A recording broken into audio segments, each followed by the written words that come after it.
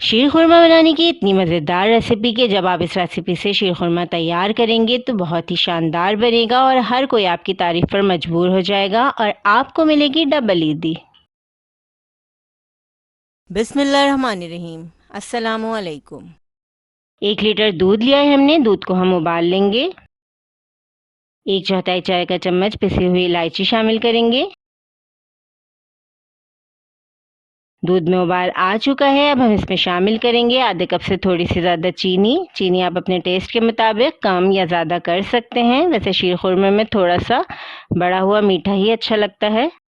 अब एक पैन में हम 2 खाने के चम्मच घी को गरम करेंगे। आधा कप हमने सेवइयाँ ली हैं, सेवइयों को हम हल्की आंच पे भून लेंगे।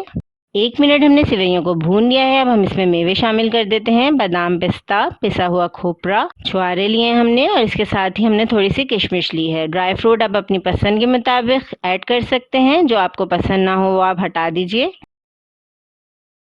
तमाम मेवों को और सेवइयों को हम 2 मिनट और भूनेंगे, बिल्कुल हल्के फ्लेम पर हमको ये काम करना है।